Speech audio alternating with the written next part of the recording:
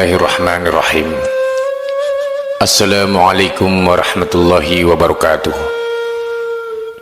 Sahabat Haura Studio yang dirahmati Allah, catatan Ramadan. Terima kasih NU. Dari seorang teman cendekiawan Muhammadiyah, Mas Nurbani Yusuf.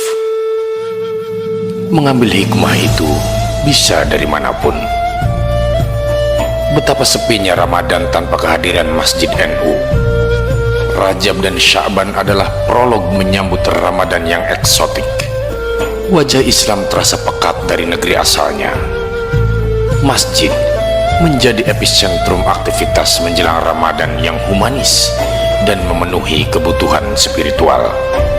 Bukan hanya berbagi kurma, tapi juga berbagi pahala membaca Al-Quran, bersahut-sahutan, saling mendoakan dan memohonkan ampun terhadap kedua orang tua dan kerabat yang sudah meninggal, juga kebajikan lain yang masih banyak lagi.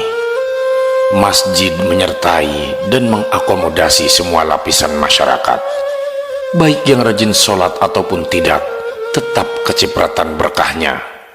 Sebagian yang tak suka menyebut banyak melakukan aktivitas bid'ah, tapi saya sangat suka karena banyak mendapat manfaat. Bagi NU, agama itu longgar dan fleksibel. Itulah kesan yang saya dapat.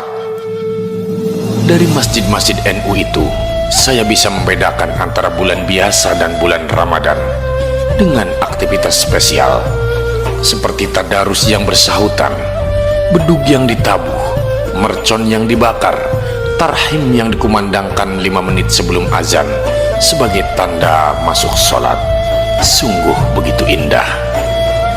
Dari Masjid NU pula saya dapat informasi kapan harus persiapan pulang sebelum sholat Jumat. Petani dan pekebun bersiap pulang.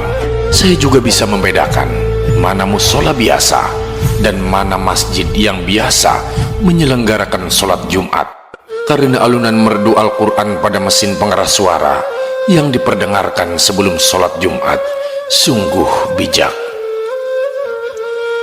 Pada setiap Ramadan, jujur saja saya akui bahwa masjid-masjid NU yang paling semarak dan makmur dengan berbagai aktivitas tadarus, solawatan, dibaan dan khataman. Anak-anak kecil hingga orang tua seperti parade mengaji, paling rajin mengingatkan tentang niat puasa esok hari dan membangunkan di waktu sahur. Berbagai pernik ditambahkan untuk membangun atmosfer Ramadan kian eksotik. Nyadran, megangan, malam selikuran, malam songo dan lain sebagainya.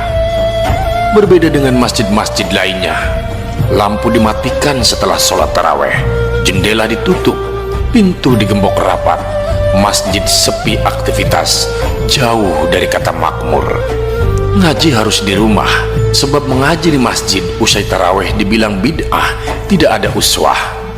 Masjid yang kaku dan formal, masjid diam 1000 bahasa, semua harus menunggu petunjuk langit karena takut dengan bid'ah. Namun sebaliknya masjid-masjid NU begitu kreatif dan inovatif. Mereka sudah selesai dengan definisi bid'ah. Dini hari menjelang subuh, jauh di pelosok dan penjuru kampung, masjid-masjid NU seperti digerakkan.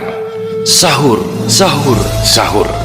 Kemudian imsak, imsak, imsak, ataupun dengan suara sirine. Kemudian tarhim bersahut-sahutan. Itu semua hanya ada di Masjid NU. Dan saya meski tidak sepaham ikut mendapat manfaat dari berbagai pertanda, meski ada yang bilang itu bid'ah. Tapi perlahan saya mulai akrab dan menikmati cara beragama yang humanis, semacam mengenang masa kecil di kampung halaman. Islam di tangan orang NU begitu humanis dan dekat dengan kehidupan. NU adalah Islam yang dipahami oleh Mbok Jum, Mbak Yutumiati, Kang Supingi, Kang Supardi ataupun Cak Nang. Orang-orang sederhana dengan kebutuhan beragama juga sangat sederhana. Tidak muluk-muluk, mereka orang biasa, hidup biasa, beragama juga dengan cara yang biasa. NU dapat merangkum semua status sosial dan struktur masyarakat dalam sebuah jamiah, mewarisi dan merawat metode jitu yang ditemukan oleh para wali songo menyebar Islam di tanah Jawa. NU tidak melawan tradisi apalagi mengubah budaya, sebaliknya menjadikan tradisi dan budaya sebagai media dakwah yang menakjubkan. Definisi dan konsep bid'ah perlu diubah. Tidak setiap amal butuh dalil, dan tidak setiap yang tidak ada dalil disebut bid'ah. Buya Yunahar Ilyas menyebut bahwa dalam ibadah ghairu mahdah tidak ada bid'ah. Profesor Din menyarankan memperbanyak bid'ah sosial agar beragama menjadi segar, tidak kering kerontang dari spiritualitas. Meski banyak kata saya pujikan untuk NU, tapi saya tetap Muhammadiyah. Saya hanya mencoba jujur, melihat realitas, melihat kekurangan sendiri, dan mengakui kelebihan orang lain tanpa saling merendahkan. Wallahu a'lam. Sahabat Haura, terima kasih telah menyimak sampai selesai. Nantikan kembali konten-konten penuh hikmah dari channel kami. Jangan lupa untuk subscribe dan menyalakan lonceng notifikasinya. Salam cinta dari Haura Studio, di mana sebuah nasihat tidak sebatas didengar, namun diresapi oleh jiwa.